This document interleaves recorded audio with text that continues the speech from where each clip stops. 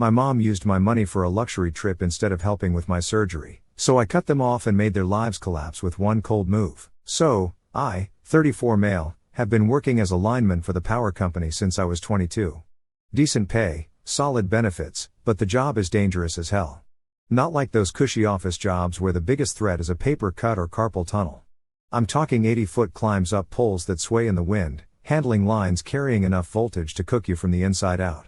All while dealing with whatever BS Mother Nature decides to throw at you that day. Last winter, I spent 16 hours straight restoring power during an ice storm. My fingers so numb I could barely feel the tools. Had a buddy lose 3 fingers when a line unexpectedly went hot. Another guy fell and shattered his pelvis, but whatever. It paid the bills. Not just mine, but apparently everyone else's, too. Growing up, I was always the other son in our house. My younger brother Jared, 31, male, was the golden child who could do no wrong. Dude played football in high school, got decent grades, and had this natural charm that made my parents practically worship the ground he walked on. He wasn't even that great at football, second-string quarterback who mostly warmed the bench. But my parents acted like they were raising the next Tom Brady. Meanwhile, I was the quiet, hard-working kid who never quite measured up. I actually had better grades than Jared, worked part-time at a hardware store throughout high school, and even won a state competition for drafting. But somehow that stuff never registered on my parents' radar. Every conversation at dinner was about Jared's practice, Jared's games, Jared's college prospects.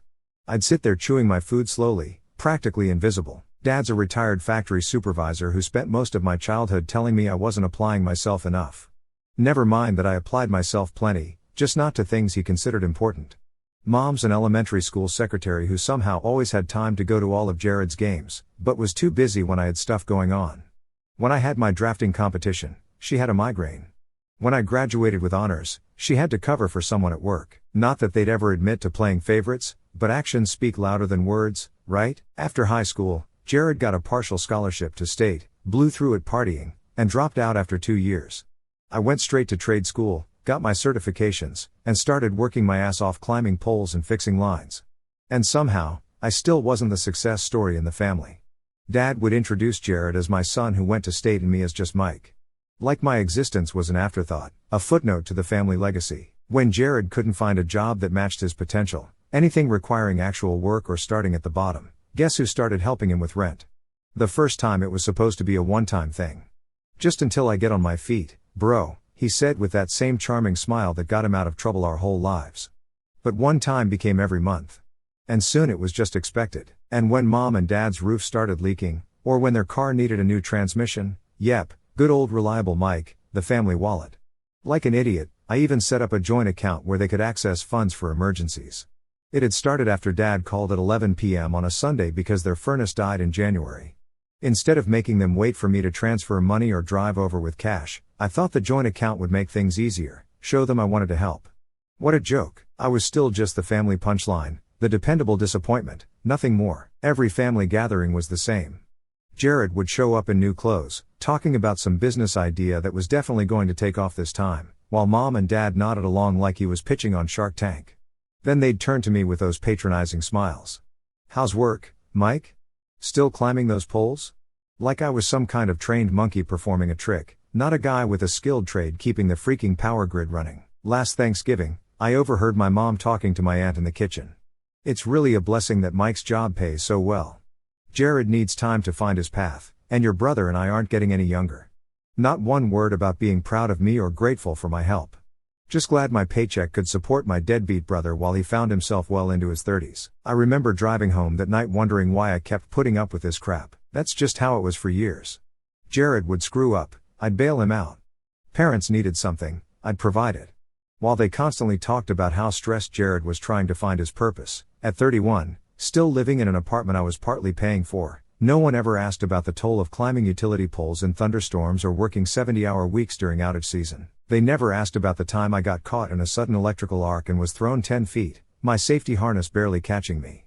They never asked about the constant back pain from hauling equipment up and down poles all day or the scars on my hands from years of manual labor. Worst part, I'd convinced myself this was normal, that this was what family meant, carrying everyone else's weight while they took you for granted.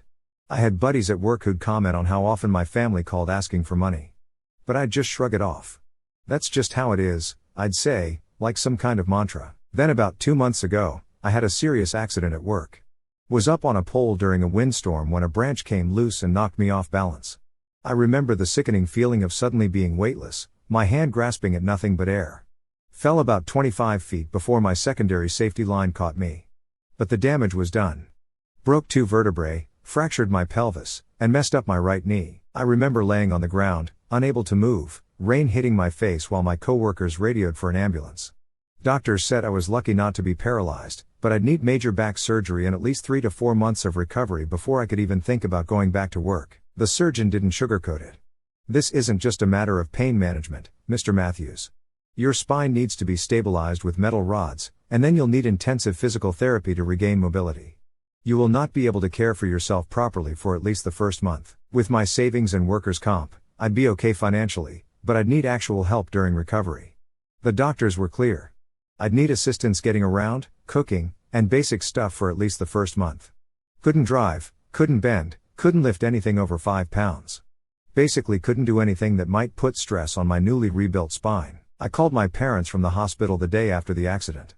Mom answered on the 4th ring, sounding distracted.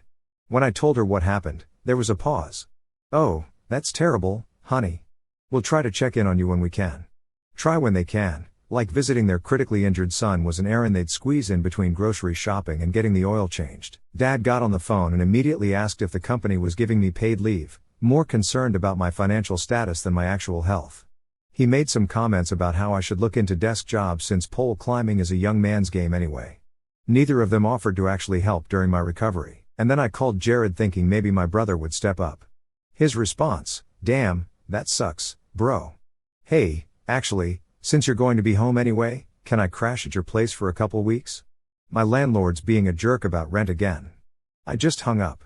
Didn't even dignify that with a response. Meanwhile, my buddy Derek, who works with me on the line crew, was the one who drove me home from the hospital and helped me get settled.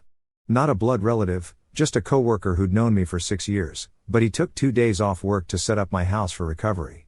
He even stocked my fridge and set up a makeshift bedroom on the 1st floor so I wouldn't have to tackle the stairs. He moved my TV down, set up a mini fridge within reach of my bed, even rigged up this pulley system with rope so I could grab stuff without bending. My crew supervisor, Pete, stopped by a few times that first week to check on me, bring food, and just hang out for a bit so I wouldn't lose my mind from boredom. He brought over his PlayStation and set it up, saying I'd need something to keep me busy. Pete wasn't exactly the warm and fuzzy type. He was a former Marine who rarely smiled, but there he was, showing me how to adjust the bed just right to minimize back strain. 2 days before my surgery, my cousin Travis called. We'd always been close as kids, though we didn't see each other much these days. He lived about an hour away and worked as a project manager for a construction company. "Hey man, just checking in. Do you need anything before you go under the knife?" We talked for a while about the surgery, the recovery process, all that fun stuff. Then during the call, he mentioned he'd been at my parents' place the day before, helping them with some backyard project. "Weird thing," he said, sounding uncomfortable. "Your folks and Jared were planning some fishing trip to Lake Murray. Cabin rental, boat, the works. Must be costing a few grand at least." I went quiet, my brain not quite processing what I was hearing. Travis continued, "When I asked if they were postponing because of your surgery, your mom just laughed and said, 'Let him recover on his own. We're not wasting a perfectly good vacation because Mike decided to fall off a pole.'" That hit me like a second fall. After everything I'd done for them, they weren't even going to be around for my surgery. And they were using my money from that shared account to fund their little getaway. Money that was supposed to be for actual emergencies. I checked the joint account on my phone while Travis was still talking. Sure enough, there was a $3,200 pending charge to Lake Murray Outfitters. They'd also withdrawn another $2,500 in cash over the last 3 days. What kind of emergency required $1,000 cash withdrawals? After we hung up, I stared at the ceiling for about an hour. Something inside me finally breaking. All these years of being the reliable one, the provider, the safety net, and I wasn't even worth postponing a fishing trip for. The realization hit me like a physical blow. They didn't love me. Maybe they never had. I was just a resource to them, a convenience. That's when I decided no more. I thanked Travis for being straight with me. The minute we hung up, I logged into my bank account on my phone. Thank God for mobile banking when you can barely move. I transferred every single dollar out of the joint account, all 8,700 of it. Didn't leave a freaking cent. I also canceled the credit card I'd given them for emergencies, The one they'd maxed out twice before, and I'd stupidly paid off. The online system asked if I wanted to provide a reason for the cancellation. I typed fraud risk and hit submit. Then I called Derek. Hey man, I need a huge favor. Can you come over tonight and help me set up some cameras? Being a fellow paranoid lineman who'd had his tools stolen from a job site before, he didn't even ask questions. Just showed up with a couple of wireless security cams we could monitor from my phone. We installed one facing the front door, one in the living room, and another covering the makeshift bedroom I was using. Derek also changed the code on my garage door opener and added a chain lock to the front door. Just in case, he said, giving me a knowing look. He'd met my family at company picnics. He knew the score. I had the surgery the next morning, a 4-hour procedure where they basically rebuilt part of my spine with titanium hardware that would set off metal detectors for the rest of my life. Travis had driven me to the hospital at 5 a.m., waited through the whole thing, and was there when I woke up groggy and confused in the recovery room. The morning after my surgery, which went well, thankfully, though I was groggy as hell and in serious pain, my phone exploded with notifications. It started around 9 a.m., apparently the time when they discovered the account was empty. Missed calls from everyone. Messages pouring in nonstop. Mom, Michael, pick up the phone right now. Dad, what happened to the account? Call immediately. Mom again, did you empty the emergency fund? Jared, dude, WTF is your problem? I needed that money. I ignored everything. Just laid in my medical bed, high on pain meds, but also feeling peaceful. For once, I wasn't scrambling to fix their problems. Travis had driven me to surgery and back, helped me get settled with my meds and everything. My neighbor, Susan, a retired nurse I'd helped with yard work a few times, checked in on me that morning. She was this no-nonsense woman in her 60s who'd worked in the ER for 40 years. She took one look at my incision, pronounced it healing nicely, and proceeded to rearrange my pillows in a way that instantly relieved pressure on my lower back. The people who actually gave a damn were showing up. When I finally answered the phone around noon, my mom went straight to attack mode. Michael James, what on earth did you do? Nice to hear from you, too, Mom. How's the fishing trip going? I said, voice still raspy from the anesthesia tube. Don't you dare be smart with me. The account, where's the money? I laughed, which hurt my incision like hell. Oh, that? I shut it down. There was silence. Then her voice got all high and mighty. You had no right to do that. That money was for emergencies. For emergencies, like my back surgery? Or like your fishing trip to Lake Murray? She sputtered. How did you? That's completely different. Your father and I have been under so much stress with Jared's situation. We needed this break. You're right. Because having a son who almost got paralyzed isn't stressful at all. Silly me, that's not fair, she snapped. We were going to visit you after our trip. Wow, how generous. Maybe bring me back a cheap keychain from the bait shop. The conversation continued in this vein until I finally hung up. The pain meds were wearing off and I needed another dose. But weirdly, I felt better than I had in years. Like some massive weight had finally been lifted off my spine, one the surgeons couldn't remove. About an hour later, I got a notification from one of the security cameras Derek had set up. Someone was at my front door. I checked the feed on my phone and saw my dad and Jared standing there looking pissed. I was laid up in bed, couldn't even get to the door if I wanted to, but they didn't know that. They banged on the door for a good 5 minutes, getting louder and more aggressive. Dad's face getting redder by the minute. Jared pacing like a caged animal. Then I watched as my dad pulled out a key, the emergency key I'd given them years ago, just in case. My heart started racing as they let themselves in. Oh, Mike, where the hell are you? My dad's voice boomed through the house. I stayed silent, watching them move through my living room on the camera feed. Jared was already going through my stuff, opening drawers. Maybe he's got cash stashed somewhere. The absolute balls on these people, breaking into my house, going through my belongings, looking for cash, all while I was recovering from major surgery. And they saw nothing wrong with this picture. They made their way towards my makeshift bedroom on the first floor, and I clicked the record button on the app. My dad burst in, face red with anger when he saw me in bed. I was wearing a back brace over my hospital gown, 4-pole next to the bed, pill bottles, and wound care supplies laid out on the bedside table. The picture of someone seriously injured. Where is the goddamn money, Mike? He was practically spitting. You broke into my house while I'm recovering from major surgery. That's your move. I kept my voice calm despite my heart hammering. Don't change the subject. We need that money for our trip. Everything's already booked. I laughed, which sent lightning bolts of pain down my spine. Oh yeah, the fishing trip. More important than your son's health. Jared stepped forward. Quit being so dramatic. It's just back surgery. Not like you're dying. The casualness with which he dismissed a procedure that had literally put titanium rods in my spine was almost impressive. In Jared's world, if it wasn't happening to him, it wasn't really happening. My dad's face got even redder. That was our emergency fund. Strange definition of emergency. And I don't remember either of you ever putting a dime into it. My dad got all tense, fists clenched. You better fix this right now. I stared right back at him. Or what? You'll hit a man who just had spinal surgery? That seemed to snap him back to reality a bit, but Jared was still amped up. Just transfer the money back. It's not like you need it laid up here. Get out of my house, both of you, now. Dad jabbed his finger at me. This isn't over. You're right, I said. And believe me, this is just the beginning. They finally left, slamming the door so hard my windows rattled. The second they were gone, I called Derek, who came right over to change my locks. I also called the police to report the break-in, showing them the video footage from the security cams. Officer Daniels, the cop who took the report, shook his head as he watched the video. Let me get this straight. You just had major surgery and your family broke in to demand money?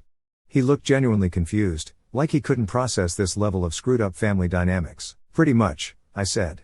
And they were planning a fishing trip instead of helping you recover? He was making notes but kept glancing up at me with this look of disbelief. Yep.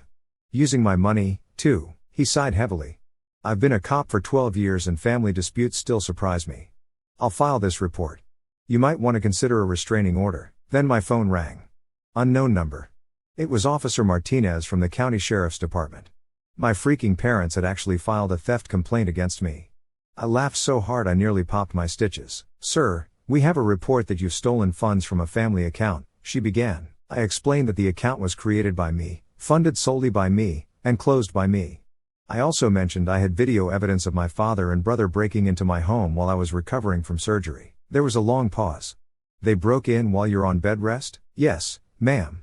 I just filed a report with city police. Check with Officer Daniels. I have the video right here. She cleared her throat. I see. Well, regarding the account issue, without proof of their contributions, there's no case to pursue. Thank you, officer. The calls and texts kept coming for days. At first, they were just angry, calling me selfish, ungrateful, a disappointment. Jared sent these rambling voice messages about how I was destroying the family over a little fishing trip. Dad kept calling and immediately hanging up when I answered, like some teenager throwing a tantrum. I saved every message, every text. Part of me was still in disbelief that this was my actual family. Another part was finally seeing clearly what had been right in front of me for decades. The messages got increasingly desperate as their departure date for Lake Murray approached. They'd already put down non-refundable deposits. Apparently, funny how they suddenly couldn't afford things when it was only their money at stake. Then, when they realized I wasn't caving, they switched tactics. Mom started with the guilt trips, saying she was devastated that I'd turned my back on family and that she never raised such a heartless son. She conveniently forgot about the decades of taking me for granted, or the fact that they couldn't even postpone a vacation for my major surgery. Travis called to warn me they were reaching out to extended family, telling everyone I'd stolen their retirement fund and abandoned them when they needed support. The worst part, some relatives actually bought this. My Aunt Carol even called to lecture me about honoring my father and mother. I just hung up, but here's the real kicker. They were still planning their fishing trip. After all the drama, the police report, breaking into my house, they were determined to go on that vacation, just without the luxury cabin they'd planned to rent with my money. I found out later they downgraded to a cheap motel and a day rental fishing boat instead of the week-long guided package they'd been eyeing. The thought of Jared and my dad crammed into some musty motel room instead of living it up in a lakeside cabin gave me more satisfaction than I'd care to admit. And during all this, Pete and the guys from my crew took turns checking in on me. Derek's wife, Tia, brought over homemade meals. Susan from next door helped me change my bandages when I couldn't reach. These people, who owed me nothing, showed more care than my own blood. It was Susan who first noticed something was off with my mail. "Didn't you say you were expecting disability paperwork?" she asked one afternoon. "I haven't seen the mailman bring anything like that." I checked online and sure enough, several important documents had been marked as delivered, but never made it to me. Someone was intercepting my mail. It didn't take a genius to figure out who. Then things got seriously messed up. 3 days after surgery, I got an alert from my credit monitoring service about suspicious activity. Someone had tried to open a loan in my name at a local credit union. Then I got a call from my bank's fraud department. Someone was attempting to access my accounts by claiming to be me, saying I was incapacitated after an accident, and they had power of attorney. I immediately knew who it was. Years ago, I'd added my dad as my emergency contact on some paperwork. They must have taken that information and tried to use it to gain access to my finances. This wasn't just being entitled anymore. This was straight up identity theft. The bank representative sounded genuinely concerned. Sir, the person knew a lot of your personal details. Social security number, mother's maiden name, even the name of your first pet. We only became suspicious when they couldn't answer questions about your recent transactions. A cold feeling settled in my stomach. My own family was willing to commit felony fraud rather than accept that the gravy train had ended. They'd rather risk criminal charges than get real jobs or live within their means. I called the bank's fraud department and locked down all my accounts. I filed reports with both the bank and the police. Then I contacted the credit bureaus to put a freeze on my credit. But I wasn't just playing defense anymore. I called Travis. Remember that attorney friend of yours? The one who does family law? 2 days later, I had a virtual meeting with Sarah, a lawyer who specialized in elder abuse cases, but also handled cases of financial exploitation between family members. I shared everything. Bank records showing years of one-sided loans, the security footage of them breaking in, the attempted identity theft, all of it. She didn't react with shock or surprise, just methodically took notes, occasionally asking for clarification on dates or amounts. This is actually quite serious, she said, not sugarcoating anything. Breaking into your home while you're recovering from surgery, attempting to access your accounts fraudulently, these are criminal matters, not just family drama. She helped me draft a formal cease and desist letter, filed for a temporary restraining order, and started building a case for financial restitution. They've taken advantage of you for years, she said. We might be able to recover some of what you've lost. I showed her my spreadsheet. Yes, I'd kept a spreadsheet of every loan I'd given them over the past decade. It totaled just over $63,000, not counting the joint account money they'd burned through. Her eyebrows shot up when she saw the figure. You've been very generous, she said carefully. I've been a complete idiot, I corrected her. She didn't argue. The icing on the cake, she suggested we send the legal documents to their house via courier. Time to arrive the morning they were supposed to leave for their fishing trip. They want to go fishing instead of helping you recover, she said with a slight smile. Let's give them something else to worry about. While laid up in bed, I also made some calls to the power company. Turned out there was an opening for a training coordinator. Less pay than line work, but a desk job I could handle even with my back issues. My supervisor had been suggesting I apply for years, saying I had a knack for teaching the newbies. With his recommendation, I had a good shot, and for the first time in forever, I was focusing on my life, my future, not carrying everyone else's problems. And it felt amazing, even through the surgical pain. Pete came by that evening to help me practice some physical therapy exercises. Heard you're applying for the training gig, he said casually. Yeah, figured it was time for a change. He nodded. Been telling you for years you'd be good at it. About time you listened. Had a wake-up call, I guess. Your family. He wasn't one to beat around the bush. Yeah. Turns out they've been using me all this time. He snorted. No shit. We've all been watching it happen for years. Just waiting for you to see it, too. That hit me hard. Was I really the last one to realize how messed up my family dynamic was? Had everyone else seen what I'd been blind to? Why didn't you say anything? I asked. Pete shrugged. Would you have listened? Some things you got to figure out on your own. He was right. I probably wouldn't have listened. Would have defended them, made excuses, kept right on being the family ATM. Sometimes rock bottom is exactly where you need to hit. 3 days later, while I was sitting in my backyard doing my prescribed physical therapy exercises, my phone blew up with notifications. Mom, what have you done? Dad, you ungrateful piece of, call off your lawyer now. Jared, dude, restraining order? Are you freaking psycho? I scrolled through them calmly while sipping the protein shake Susan had made me. Travis had texted too. Just heard from my cousin Amy who works at the bait shop. Your folks showed up to pick up their fishing gear and had a complete meltdown when they got served the papers. Your dad threw his phone and broke it. LOL. I could have blocked them all, but honestly, I was enjoying watching them panic for once. It was like some cosmic scale had finally balanced. For years, they'd caused me stress and anxiety, made me feel like I was never doing enough, never giving enough. Now they were getting a taste of what that felt like. About an hour later, my doorbell rang.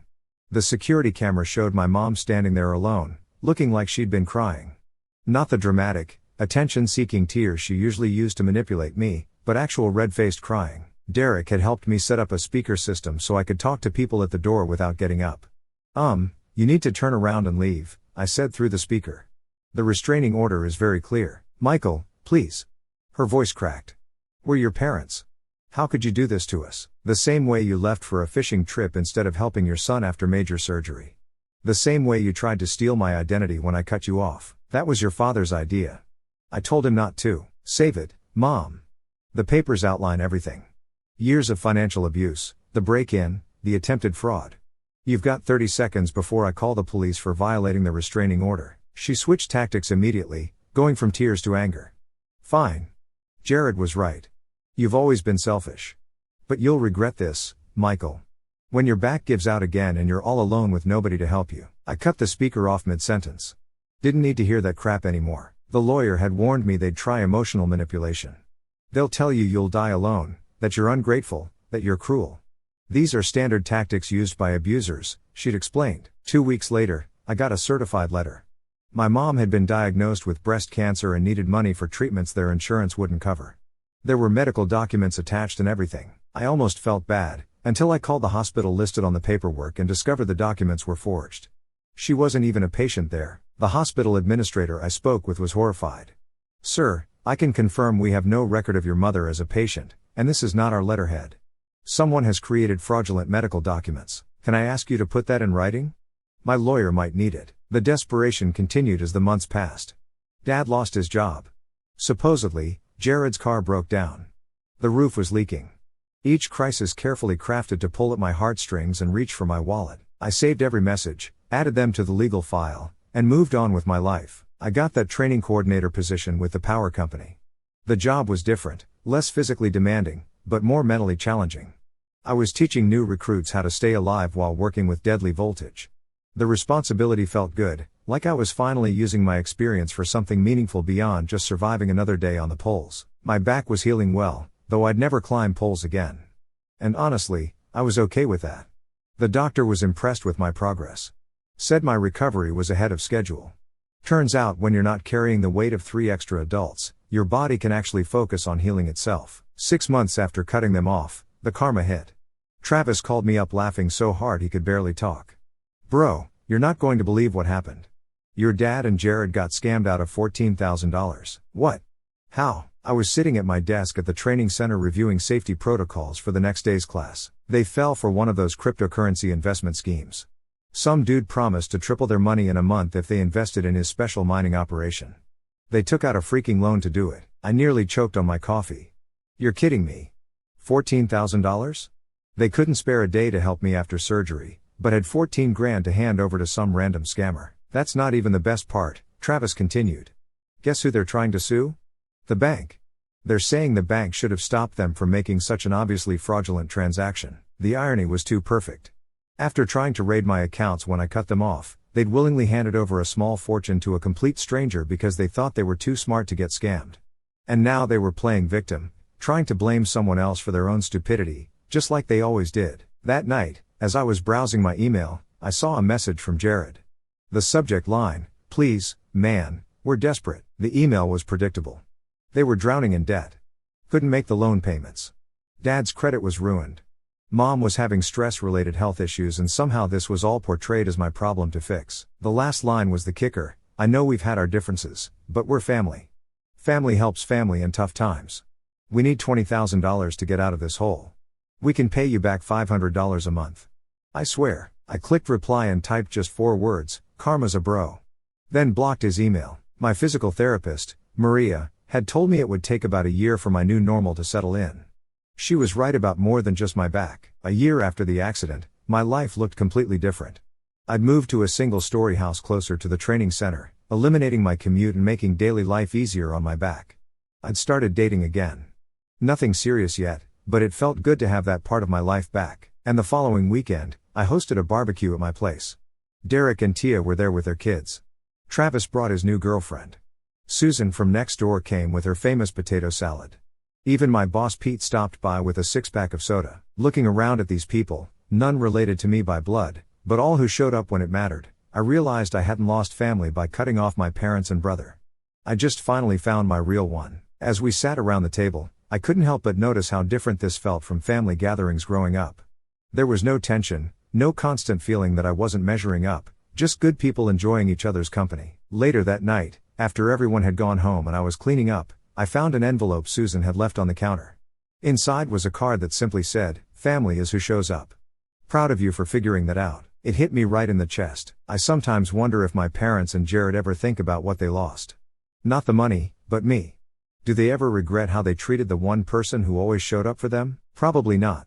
People who use others rarely have that kind of self-awareness. As for me, I don't regret cutting them off. My only regret is not doing it sooner.